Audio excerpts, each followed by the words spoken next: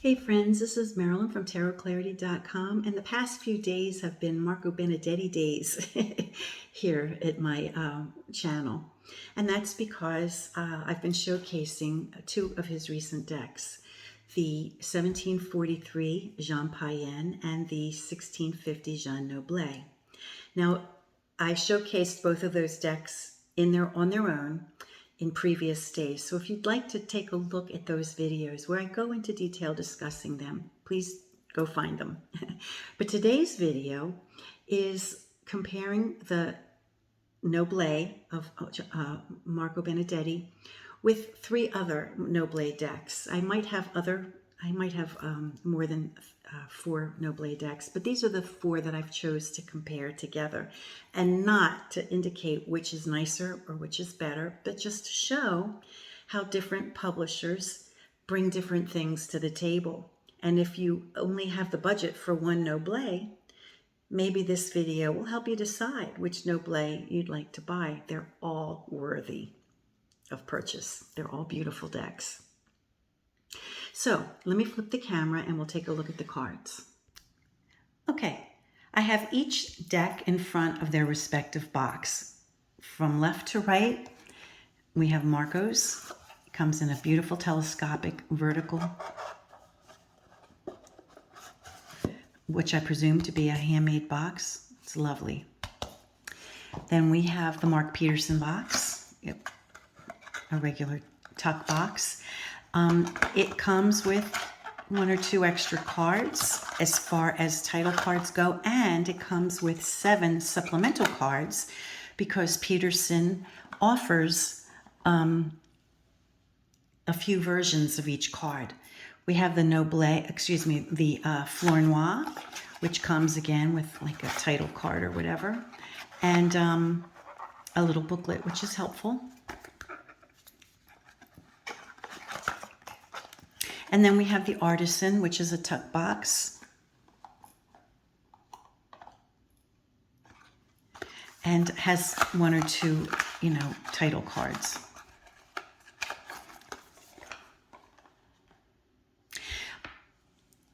They're all roughly the same size. Let's see. Remember that the Noblet is a petite deck. It's a small deck. And I think that the Artisan deck is the smallest. It's probably bridge size. And the Peterson and the Flornoy are probably neck and neck.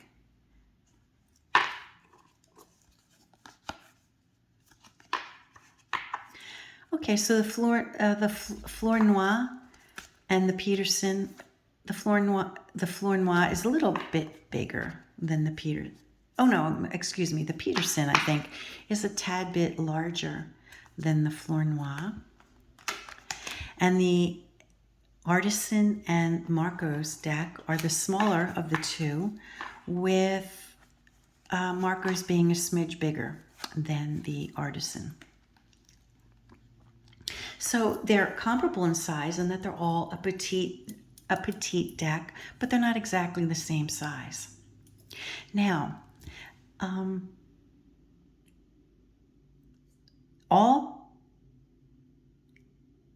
two of the decks don't offer alternate cards. They either made decisions and they print it with their decisions, being the Flornoy and the Artisan. Neither of these two are facsimile decks, and so therefore they had to make some decisions, right? Whether it was color, whether it was line, whether it was replacing the missing cards, which they all had to do.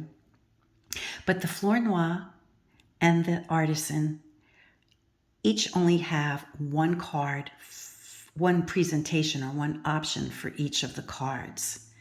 Now, as I mentioned, the Peterson has 7 options because he felt that along the way there may have been damage perhaps to the plates, which he felt he was restoring them, right? And then with Marco's, there's only one there's only one card that he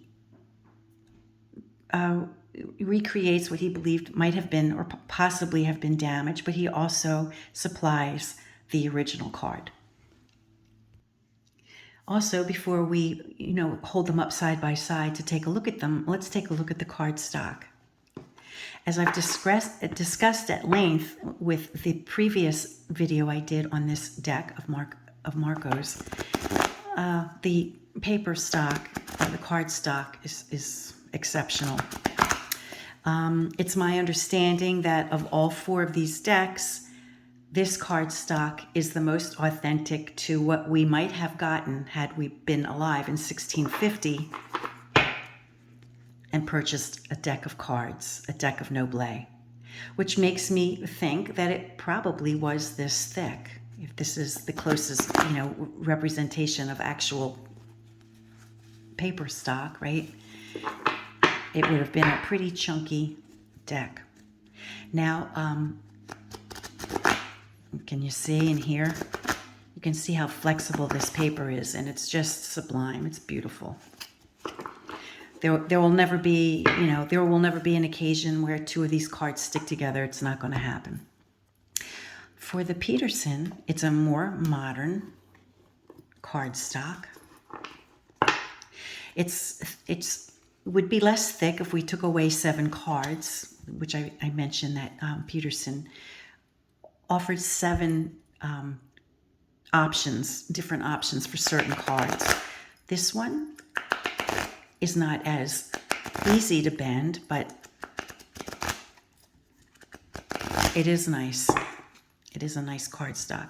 It's got a slight sheen, very slight sheen. And again, these cards have never stuck to one another on me, never, not once. The Flornoy, another chunky deck, of course. Quality paper, although I will say it's very stiff. That's about all I can do it. Some people may not have any trouble, shuffling this deck. It never sticks. So all of these really are quality paper.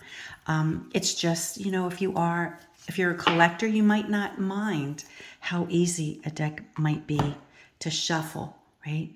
Or how hard it is to maneuver in your hands. But if you are a tarot reader and you're not just a collector, you may take into consideration, which decks are easier to shuffle. Now, as far as I go, and I'm a 64-year-old woman with, some arthritis,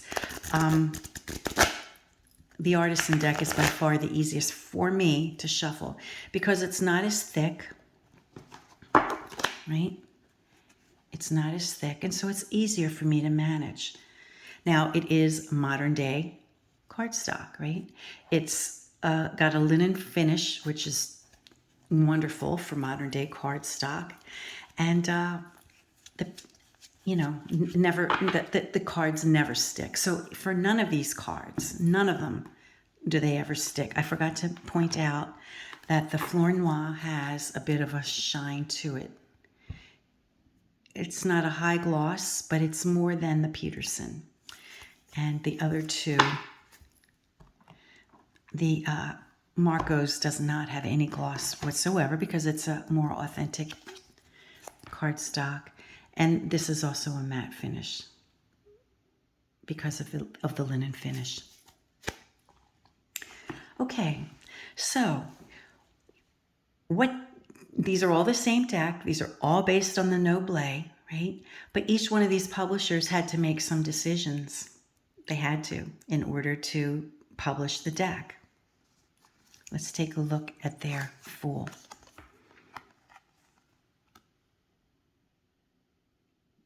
So you can see in the Marco and in the Peterson, there's not a whole lot of difference. The Peterson's background is more white because the cardstock of Marco's is more cream color. But the image is basically the same. The Flornoy, he has a commitment to retaining the original feeling of the card, but I believe it was his decision to bring back the original colors, which may have faded or bled or changed over 400 years or 300 years, right? So I believe that, Flornoy's commitment was to be as truthful or honest to the image, but trying to bring it back to life the way maybe it might have looked in the day. And I believe that that was Artisan's goal as well. They made some choices, however. Their choices are a little different. They not only, I think their goal was not just to perhaps restore it to how it might have looked before plates might have gotten damaged or etc., but I think they made an effort to correct things that they thought it would have had ideally, in an ideal world. For example, they put the stocking, the leggings on the Fool, because it didn't make sense to them that only part of the legging existed, right? So they thought maybe it was misunderstood. And so they made an attempt to replace the stockings rather than paint them as leg flesh color. You see what I'm saying? But the other three, whatever anomalies, even if it was a mistake and the leggings should have been painted, the other three just reproduced it with those peculiarities, those unusual features. Whereas Artisan throughout the deck made an effort to reimagine it the way they thought ideally it should look, or that it did look, or it would have looked. We have discussed on other occasions how things were misunderstood and reprinted in error, so who's to say? Now, both Peterson and Marco Benedetti offer more than one option for Le Batelier. Now, the way the Batelier exists in the deck was for a Batelier with a damaged hand to be holding a piece of something that looked like penis. It looked phallic, right?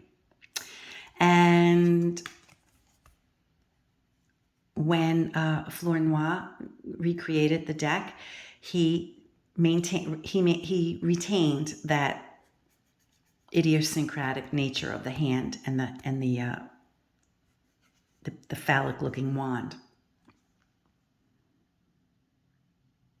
Now, when Artisan did theirs, they believed that it was a wand and that the hand was damaged.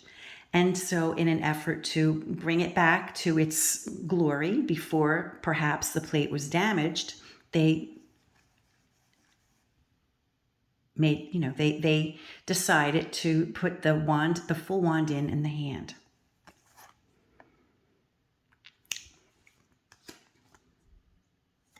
Now, both Peterson and Marco give another card for the Batelier, and that is to go on the assumption that the hand was damaged and the wand was damaged, and then they replaced it. So Marco just supplies 2 Bateliers. Now, Peterson, I think, gives us, like 3, right? He gives us the way it appeared. He gives it to us with the restoration of the hand and the wand with the incorrect spelling. And then he gives us the correction of the hand and the wand with correct spelling. Now, I believe, Artisan left the incorrect spelling but corrected the hand and the wand. And Flornoy left the incorrect spelling and left what remained of the hand and the wand. Okay, I don't think there were any serious changes between, Marco and nothing. Marco didn't make any corrections or changes to any of the other cards. Peterson did, but not to the Papessa, La Papesse. Not a whole lot of difference between them. Subtle colors. The reds are a little different. The oranges are a little different. But you see that they retained the shapes, right? They didn't do anything with the shapes. The Flornoy also kept the individual little shapes. And when we get to the Artisan, you see that they made an effort to clarify, right? When they published the deck, they felt maybe that all these unusual shapes didn't make a lot of sense and it was confusing. And so they tried to make sense. It makes sense that the outer garment would be one color and that there wouldn't be all these different colors, And so that's what they did.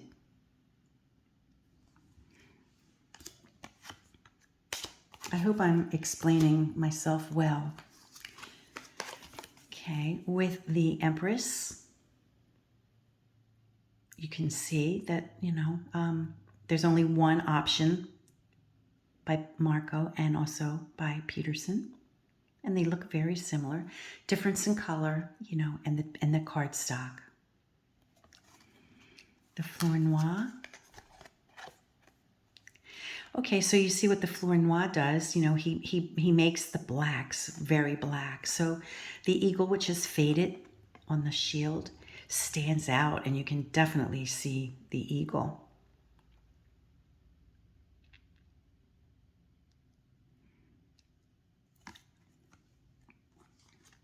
And the Artisan group, same. They made the black stand out where you can see the eagle, where it's no longer faded, and it probably was, nice and dark in its time.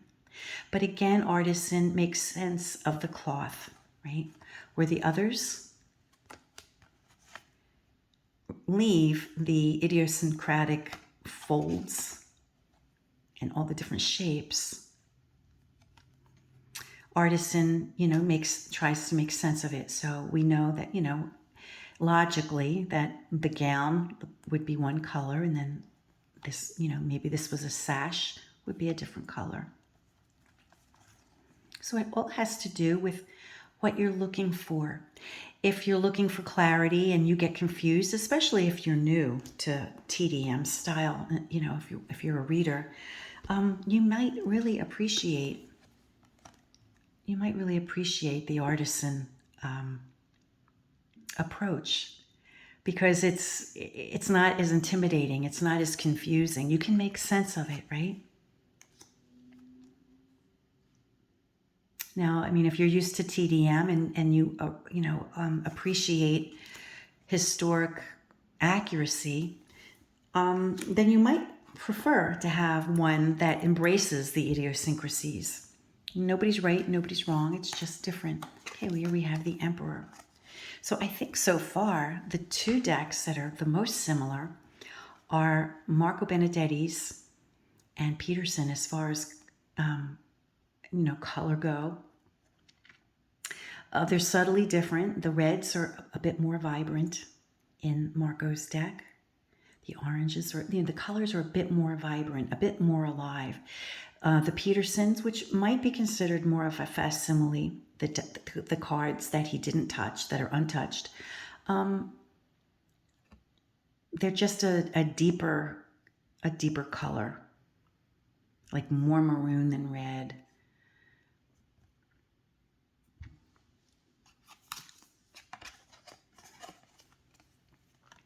Again, you see that Flornoy chose to make the blacks really pronounced.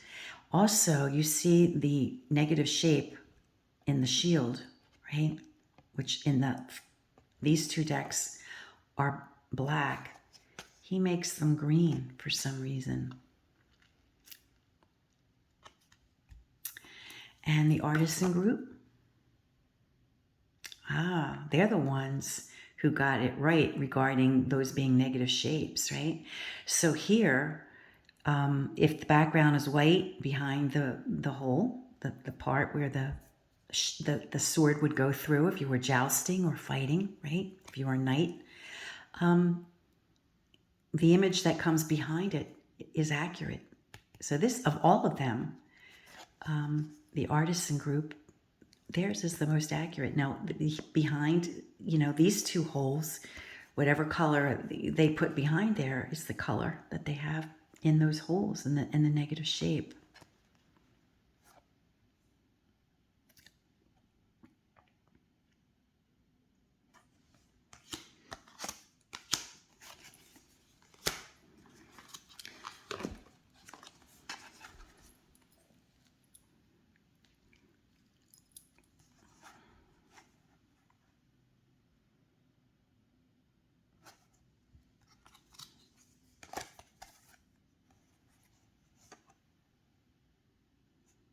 So Flornoy decided or believed that this fabric would have been green. And so he made it green. So he made a few changes to color or adjustments, what he believed might have been the accurate color. And Artisan group eliminated this extra shape or this extra color, incorporated it in the overall outer cape, which actually may have been correct, didn't make this fabric from the back of the cape, didn't incorporate a different color. But that was the decision they decided to make. And you see, there's a little bit of confusion in the original, right? We're not really sure what's going on in there. Either, it was not properly printed, originally, and it became an idiosyncrasy of the original deck that came down to us. I think there's only one deck. But in the Artisan group, they filled it in, so it makes a little bit more sense. Now you can be of the school where you celebrate the idiosyncrasies of a deck, and you just like it because it's odd, or you might prefer to have a deck that, they clean it up, or they made some choices and they made some decisions. So if any of these decks would be like facsimile decks, I would say that the Benedetti and the Peterson are the closest to facsimile decks, if that's what you're looking for. And Peterson offers multiple cards or multiple images for the cards that may have been damaged or, may have required adjustments. Flornoy just made decisions, what he thought, he did what he thought he would. His decisions, it seems, were made in order to just make it look like the way it was printed, not necessarily to correct anything, but just to be true to the original image, but, maybe enhance the color, right? And then Artisan, it seems, their perspective was to bring it back to its ideal, or to make it its ideal. Okay, the Lover card.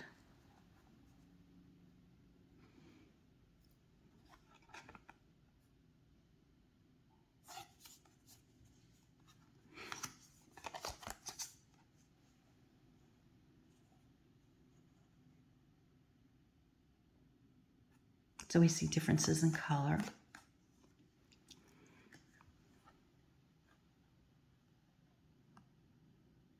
So there isn't a whole lot of variety in these four in the Lover card. Artisan makes the blue of the wings darker. And, you know, you see the alternate wings are different colors, you know, and on Flornoy made it a little, you know, brought out the distinction a little bit more than the other two. And Artisan really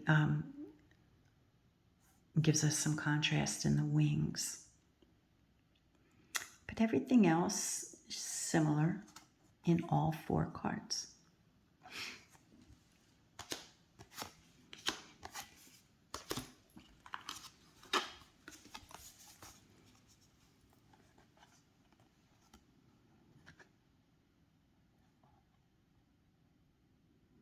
Remember, in this period of time, J's would have been represented by an I. So that would have stood for Jean Noblet, right? Because traditionally the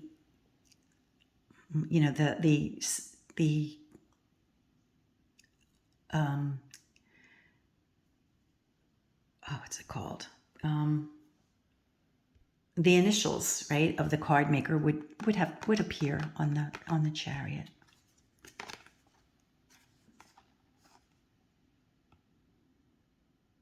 So we see, you know, the Flornoy, by virtue of the choices he made in order to refresh the deck, right? We have greater clarity than we have in these two that are more facsimile. They're more, you know, more in keeping with the original, the way it was handed down to us. And the Flornoy, you know, gives it a crisper look, as does the Artisan.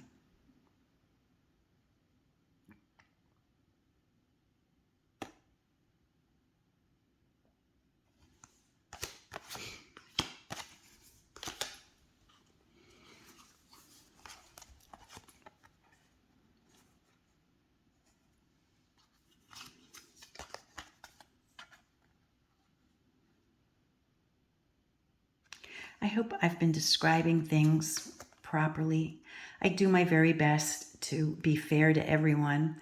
And, you know, I don't think this is a matter of picking which one is the best. You know, they're all the best for different reasons. They're all honoring the Noblet in the way that they feel they're bringing the most honor to it. And again, in the Artisan, we see the clarification in the garment, right? It makes more sense here.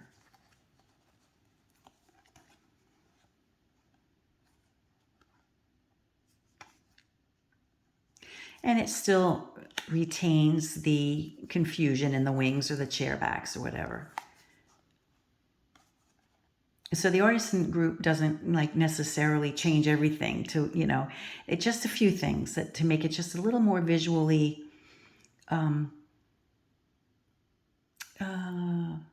less confusing.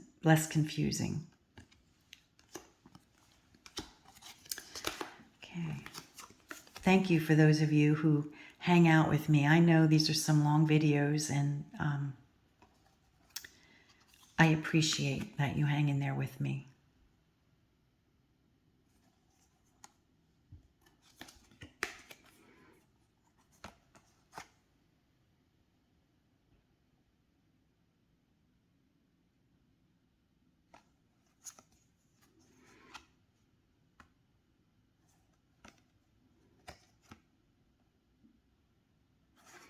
So Artisan Group decided to make the inside garment a dark green,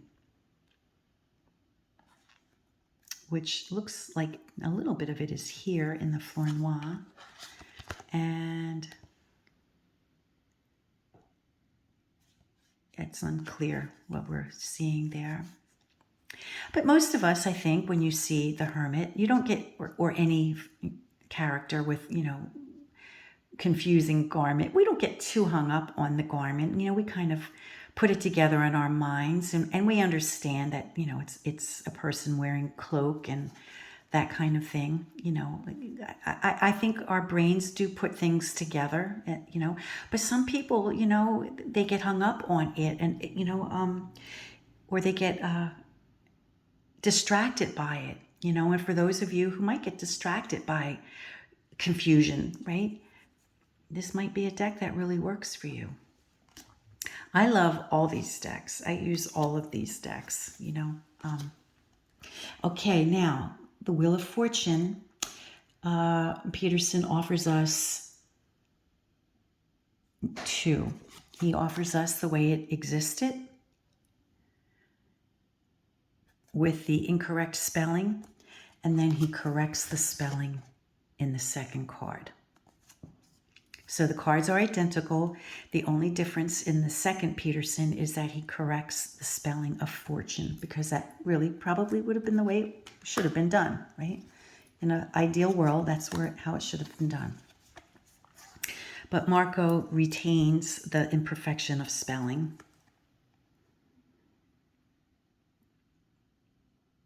Really, you know, I gotta hand it to Marco. They really, this really looks like a deck from that period of time. You know, it really does. I mean, the paper, everything about this deck is just a really cool experience to be looking at it. But the Peterson deck also has the same honesty in, you know, it being a facsimile deck. They're so similar. So you can see that they were honest. They were truthful to the original deck. The Noblet, the Flornoy, made some changes here. It made sense to him to show the pedestal or the leg of the wheel, right? Whereas in the originals, maybe it's not as clear.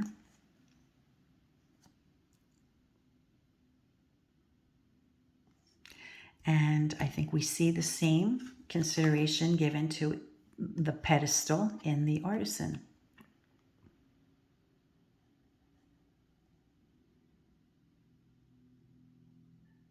I think in the more facsimile decks, what happened is that when it was printed by the original printers, not these guys, but the original printers, this portion of the pedestal was just, misapplied, the wrong color. You know, so instead of being the same color as the support, it was given the wrong color. And both Flornoy and Artisan repair that, made decisions to make it make more sense, or to make it more the way it might have been supposed to look.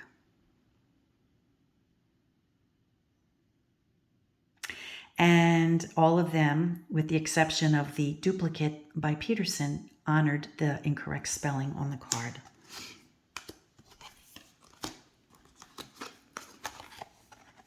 Okay, here we see a difference in the quality of the way the image looks. Marco's is more orange, and look at the subtlety between the two oranges. I pointed that out in my other video I did of when I showcased this deck. But the Peterson lion is a bit more yellow.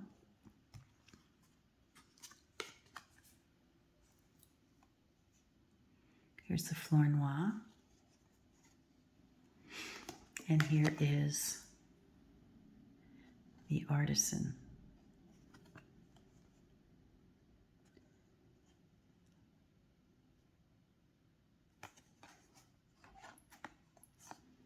So here, the Artisan group really didn't take too many liberties in the garment, changing the garment. The only liberties seems to be in the gray right here.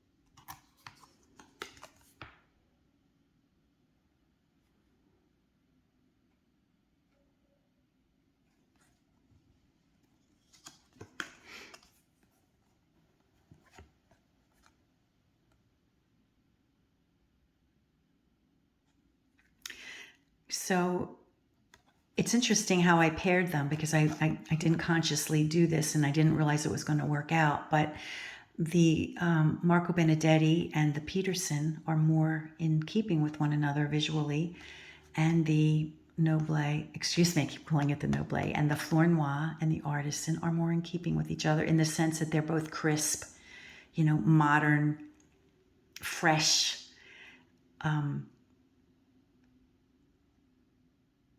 additions of color, and in some cases in the Artisan, clarification.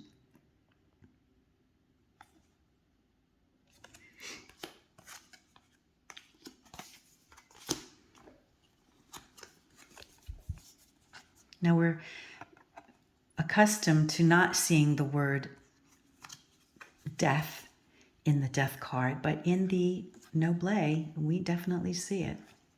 It definitely appears. Whereas in later decks, it disappears. And in the Italians, I don't think they really ever they didn't really ever put names on the early decks, because it was their deck, it was their game, and people knew what they were looking at, because it was an Italian audience who readily recognized the themes. But I think as the game migrated to other locations and other countries made an effort to learn this game, they had to put names on them, right? They had to put names so people understood what the cards were, and they had to put numbers on them too, so they knew which cards were more valuable than the others. Okay, Temperance is another card that Peterson made changes to, and I think it's to the spelling. So the first card is the way it appeared. Maybe it was misunderstood. Sometimes the artisans who are doing these were not necessarily literate, right? So maybe misunderstood the T to be an L, and that's what they wrote. Or they were thinking of le temperance or something like that. So it became an error. So Peterson gives us the spelling anomaly, which is original to the deck, and then the correct spelling for those of us who prefer to have the correct spelling.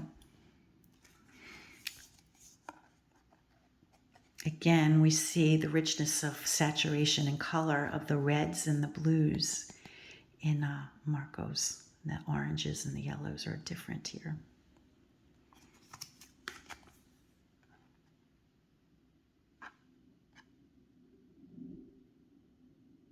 And on different days, you may have different opinion of what you want to use.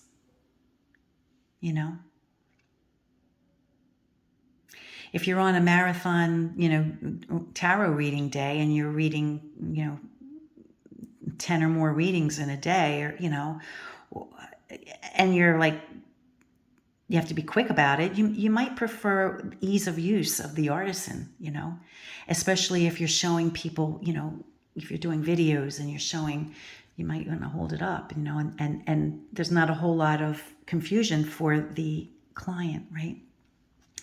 And on other days, you're not even worried about that. On other days, you just maybe feel like using the Flornoy. And other days, you feel like using one of these two, right? If I were to go on color, and I think I'd probably go with the Marco's deck, because it's just the way the colors applied is very, very attractive. It's very pretty. But if I want to go for ease of shuffling, I'd go for the Artisan if I was having a particularly arthritic day. It's not to say that any of these other decks aren't easy to shuffle. Probably many of you shuffle without any trouble with all of them. But it is a chunky deck. And the nature of, because it is a chunky deck, because there's so many of them, it's a little harder for me to get all of them in a shuffle. Where this is the thinnest, the thinnest of all the decks, so it's a little easier for me to manage. But all of them are probably easy for most people to manage.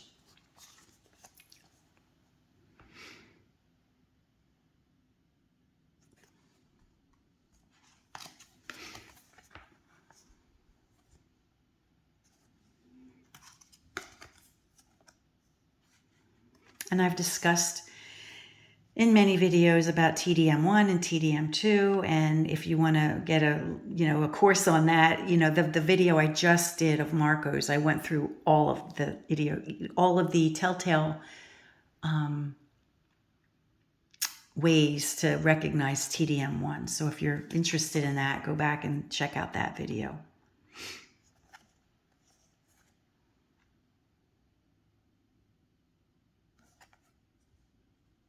So all three of them really honor the original deck,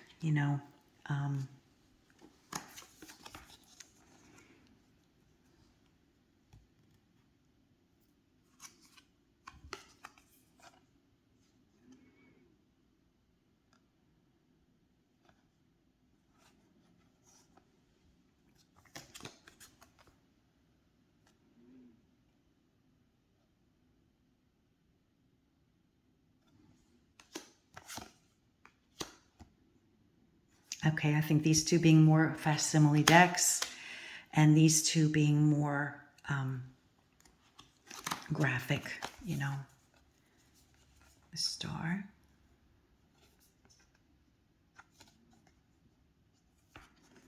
And Marco's probably being not just a facsimile deck, as close to a facsimile deck as we can do, but also giving us the experience of the paper, the authentic paper.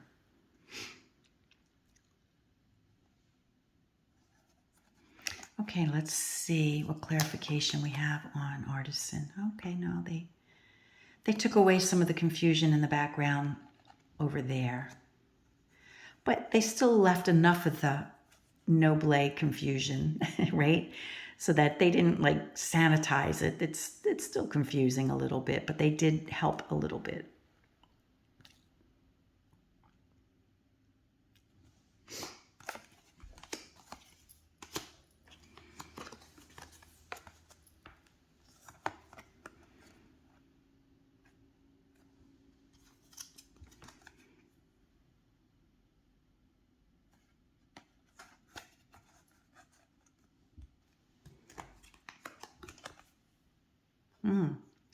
So Artisan took away the red there and made it more in keeping, I guess, with ground.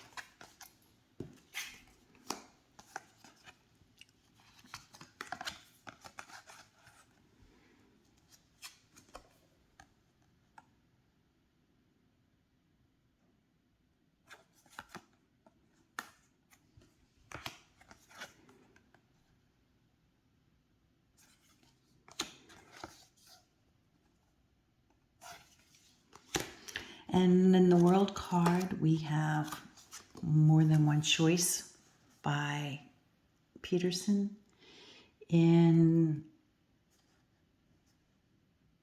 He corrected the head size to make it more, I guess, aesthetically pleasing or more proportional. But this would have been the original head. I think that is the only difference. Yeah.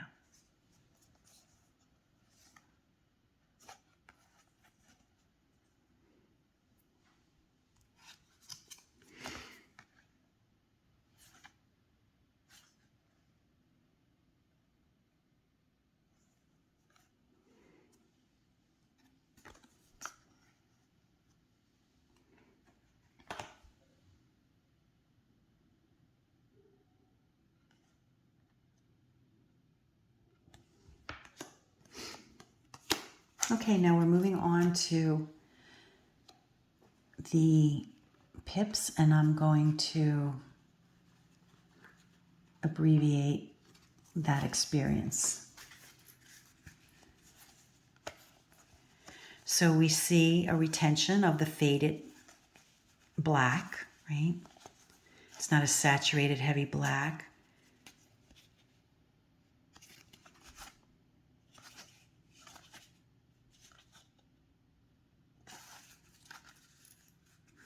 Because this is the way that the deck came down to us, right? Colors fade after 400 years.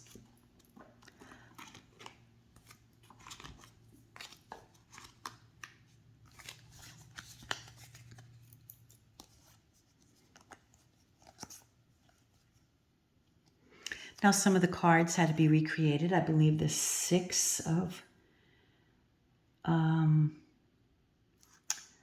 was it the Six of Swords, or was that another deck where that?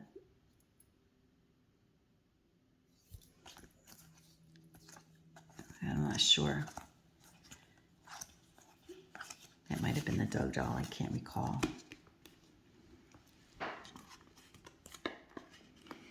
Okay, and we see that Flornoy gave us deep, deep graphic color to make it more in keeping with how he visualized the deck would have looked when it was fresh off the press. And so did Artisan.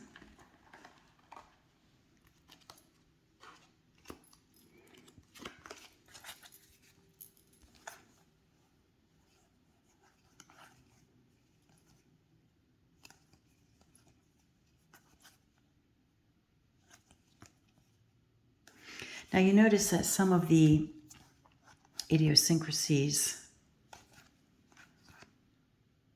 and they may have corrected them, I'm not sure. I can't think if the swords had any idiosyncrasies with the numbers, but I guess not.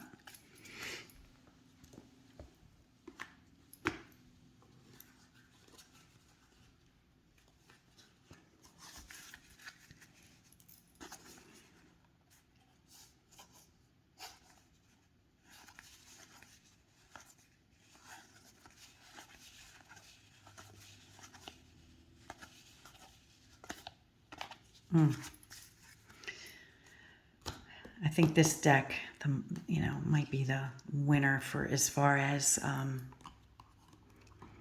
having a facsimile experience, having the same, having a facsimile experience down to the cardstock.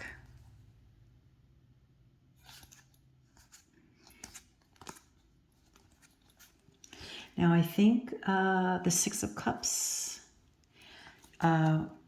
Peterson offers us 2 Six of Cups, because one where it's written as a 4, and so he adjusts for that in the second card, the second Six of Cups.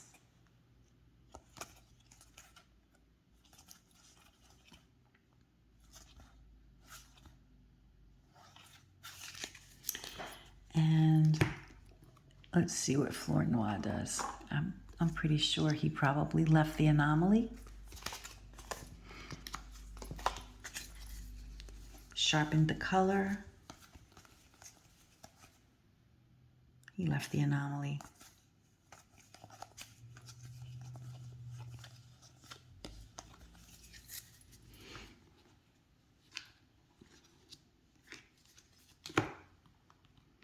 So I love all these decks for different reasons.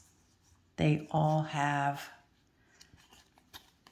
something about them that makes me reach for them instead of the other on any given day. I love having options. Okay, Artisan retained the anomaly. They left it.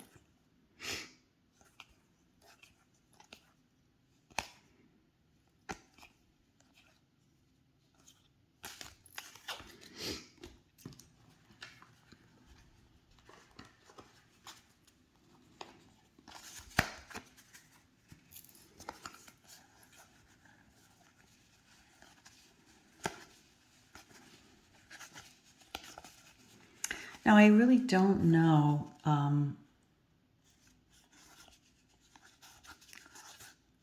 I can't recall, the prices, the difference in prices, because I don't remember what I paid.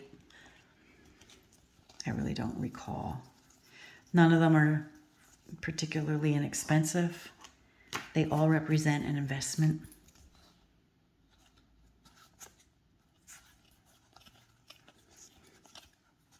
I mean, these aren't $30, you know, mass-produced decks. None of them are, you know. And with Mr. Flornoy having been deceased now, I don't know what's happened to their prices, or if they're even still available. I don't know.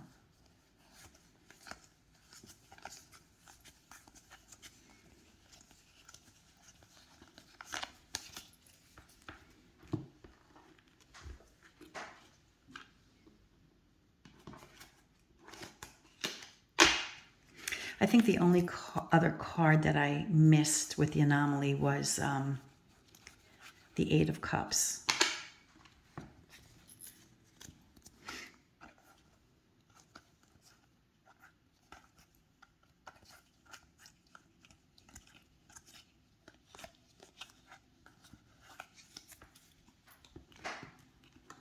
And the last suit. And thank you for hanging out with me if you have all this time.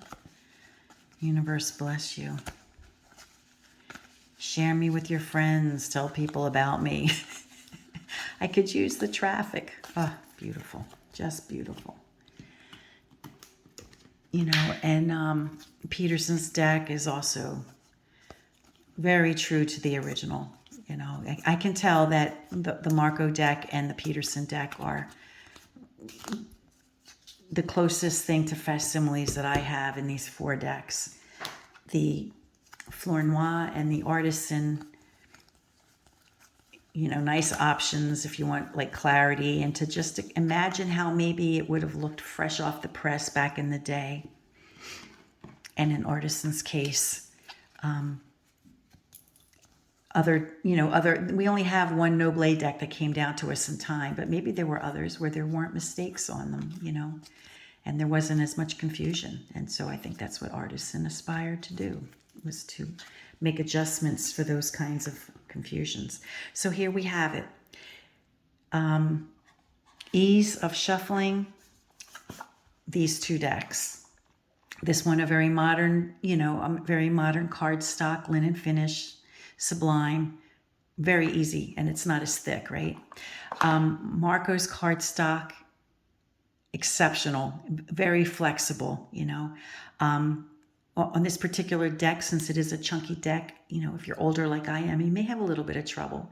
But it's the same cardstock as in the Payen 1743, which is a thinner deck, which gives me no trouble whatsoever in shuffling because it's a thinner deck and I can handle it.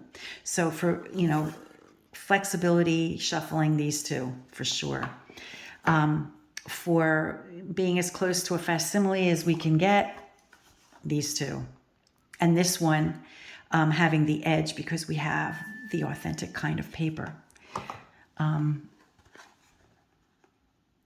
Flornoy is just beautifully done, retaining all the imperfections, or the not even imperfections, but all the idiosyncrasies of the Noblet, and just restoring the color. You know, we're bringing the color back, giving us the richer colors.